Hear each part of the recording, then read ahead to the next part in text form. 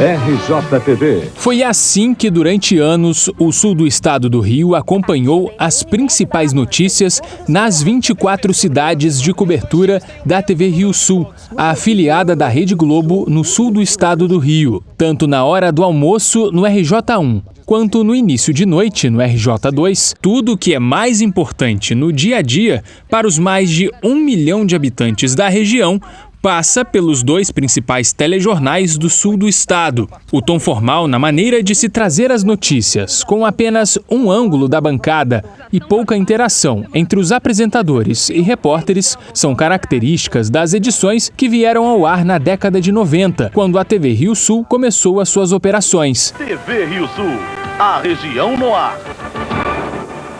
Mas de lá para cá, o RJTV ganhou novos formatos. Terça-feira, 22 de julho. Começa agora a primeira edição do RJTV. Novos cenários e equipamentos para dar mais qualidade à imagem que chega até a sua casa.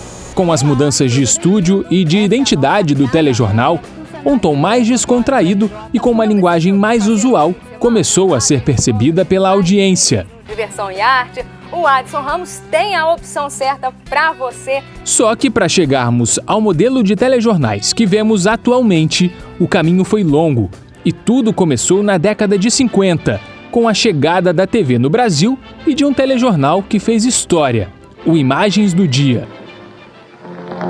A reportagem de Imagens do Dia, a postos focalizando os momentos históricos da plantão em frente à Polícia Central do Rio de Janeiro. O jornalista Maurício Loureiro Gama foi o responsável por apresentar a edição número 1 do primeiro telejornal da TV brasileira. O primeiro dia de programa foi uma vergonha, foi muito ruim. Teve toda a característica de um programa inaugural. Cheguei na televisão no dia seguinte, fiz um programa realmente, do ponto de vista técnico, saiu perfeito. Saiu perfeito porque estava todo redigido. E eu decorei um pouco. E o fator transformador para que essa mudança acontecesse de um dia para o outro veio justamente de quem ele menos esperava. Os telespectadores já se mostravam ali, nos primeiros dias de transmissões, peças importantíssimas para o sucesso de uma produção televisiva. No dia seguinte, eu encontrei uma grande educadora, uma grande mestra, que ia morar nos Estados Unidos e viu como se fazia televisão lá. Então ela me disse o seguinte: o senhor falou ontem na televisão, não foi? Falei. Então ele disse: olha, eu achei o senhor um homem insolente. Como insolente? Insolente por quê?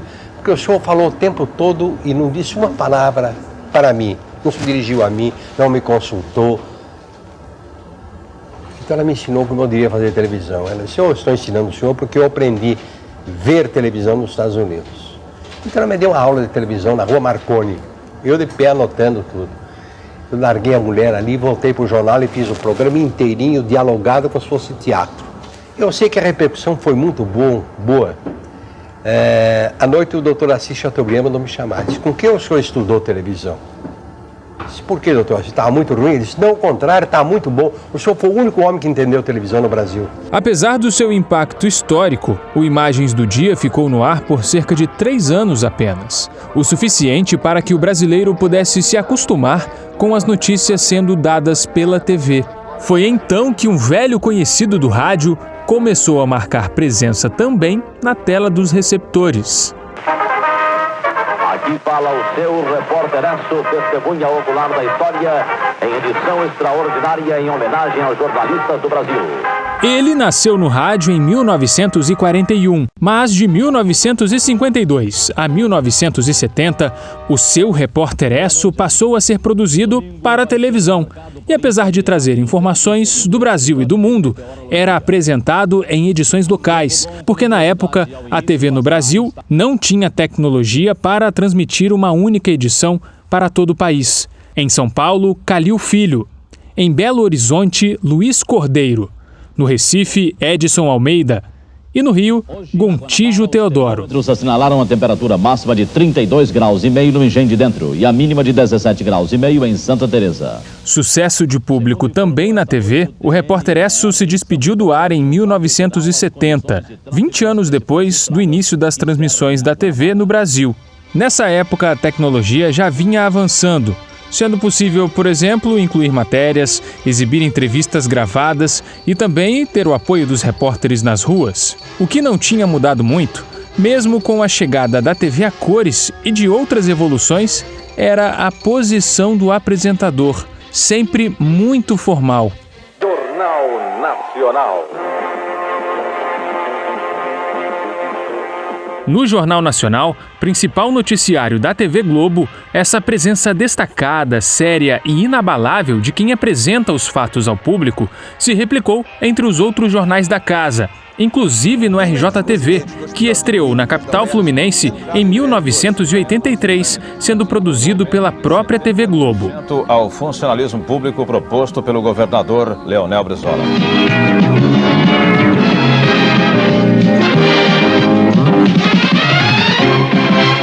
E o jornal, que era voltado para o público da capital do estado, região metropolitana e Baixada Fluminense, serviu como base para a TV Rio Sul poder produzir a sua própria versão do jornal, direcionada para o público da região sul do estado do Rio, em 1990. Jogos da final de futsal amanhã na Ilha São João, em Volta Redonda. Quando eu entrei aqui, foi logo quando a TV estreou um bloco de RJ1.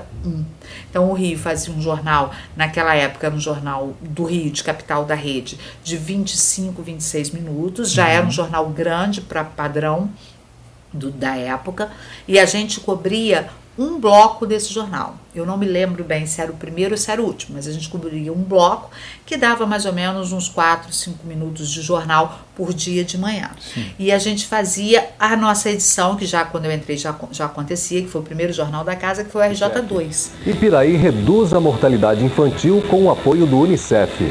Veja agora no RJ, segunda edição.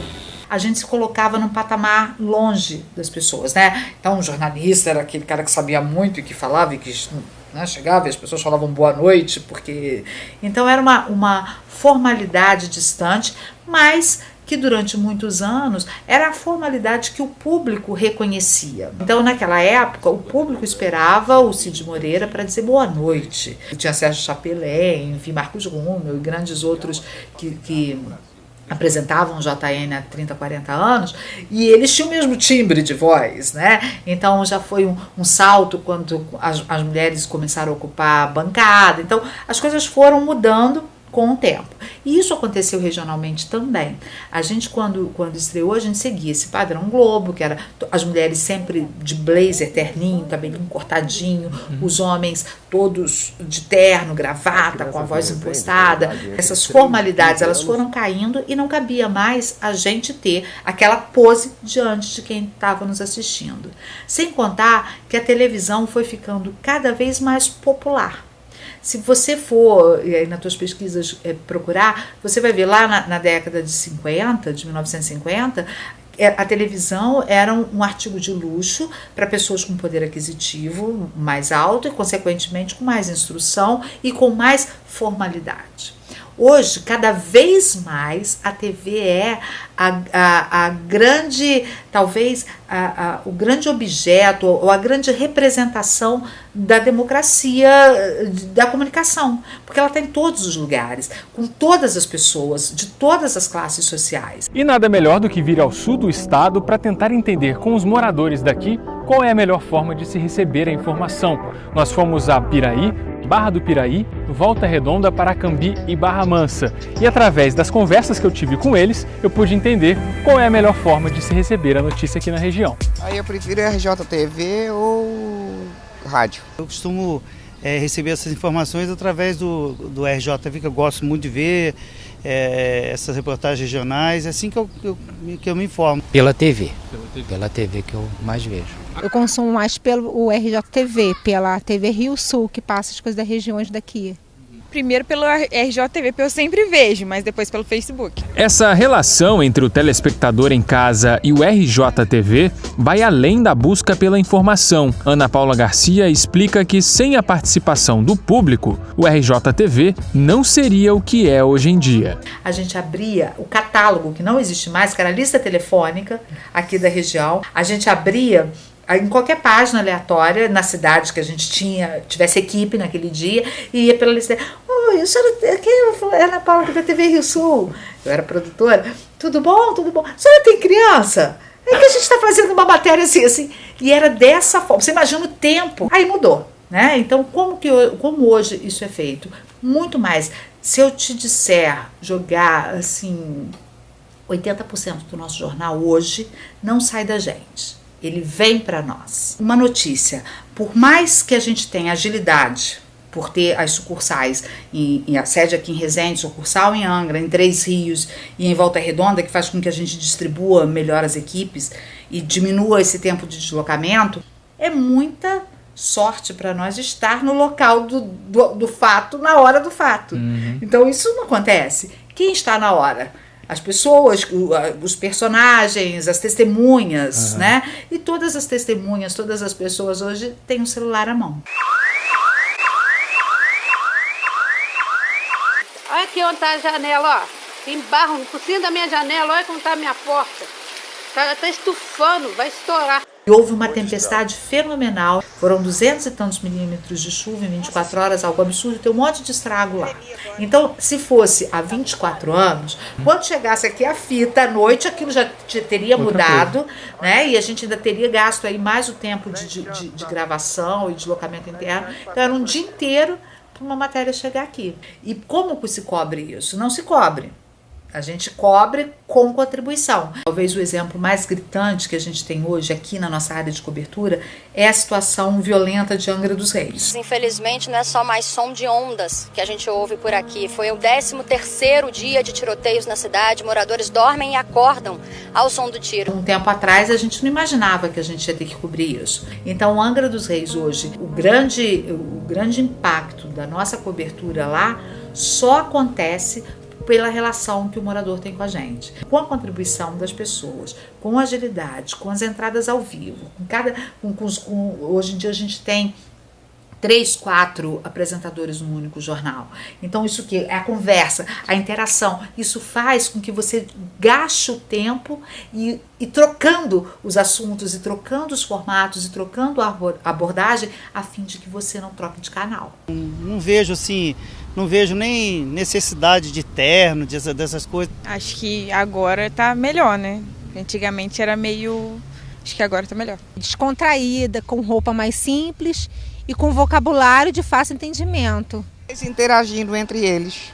Mais interessante. É, mais interessante. E a percepção do público foi mudando, até que a descontração passou a fazer parte da receita do telejornal. E eu vou responder a sua tradicional pergunta de sexta-feira de qual é a boa com outra pergunta. Seu passado te condena?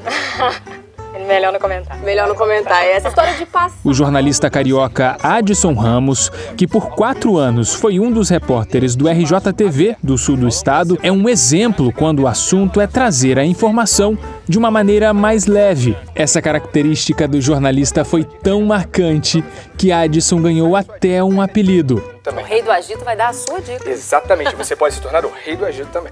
Então, o que é Rei do Agito, cara? Eu comecei a apresentar o Diversão e Arte, que foi o quadro que caiu no meu colo. Eu sou muito grato, porque acho que foi o quadro que fez toda a diferença na minha carreira. E a história do Rei do Agito começou que eu sempre gostei de fazer uma coisa mais descolada e tal, e aí eu apresentava com Raquel Norato, hoje repórter de rede da Globo lá do Rio. E a Raquel, um dia, falou assim, há pouco tempo antes de começar, ela falou assim, ó, vou te chamar de Rei do Agito.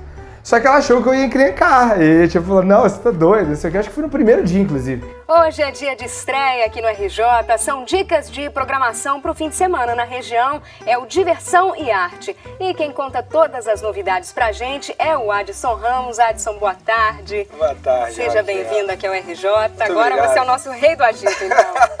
Rei do Agito, vamos lá. Que todo mundo no sul do estado zoa, eu acho engraçado, ou então conhece por esse pseudônimo aí, mas que ele é muito legal, carrega com muito carinho. Não dá pra você ser na TV o que você não é na vida real.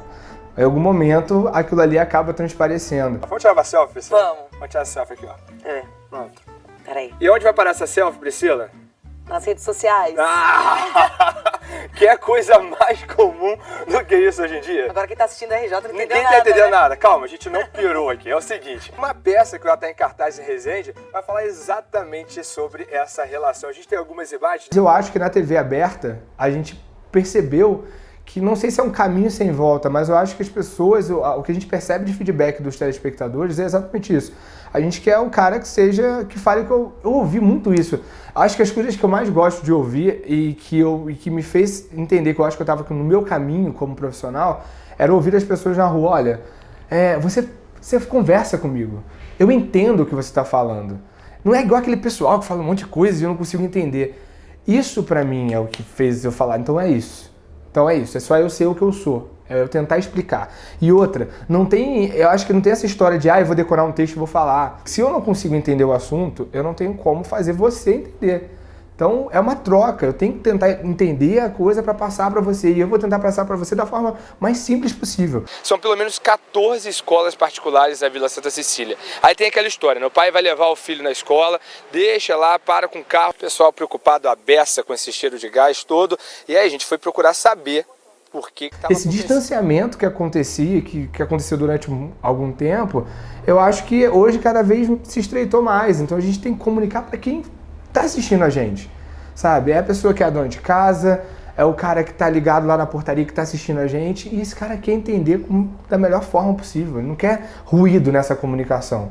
E às vezes o jeito mais sisudo, que a gente acha que tem que ter, não sei, acho que às vezes ele pode ser um ruído nessa comunicação, às vezes. Existem pessoas que comunicam de uma forma mais séria, né, de um jornalismo um pouco mais tradicional, digamos assim, eu não sei se esse é o termo, mas essas pessoas têm o público delas, e tem pessoas que preferem dessa forma, né, que acreditam talvez uma credibilidade maior, que eu acho, enfim, que não é verdade, mas daquele jeito, gosta mais, se identifica também, às vezes nem é só isso, a pessoa realmente gosta daquele profissional, então acho que há espaço para todo mundo. Independente da maneira que a notícia é transmitida, no final das contas, o que mais pesa é a indispensável credibilidade, e o público sabe muito bem disso. Sim, eu particularmente não vejo diferença nenhuma.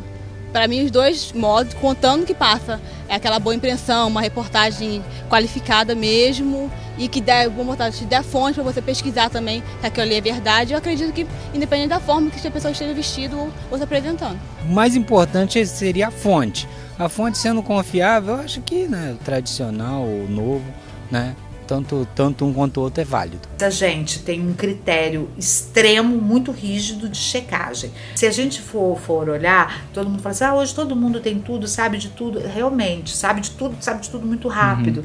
Mas nós ainda temos um grande instrumento que talvez seja a grande defesa de carreira que nós temos, que é a credibilidade. Sim. Então não há...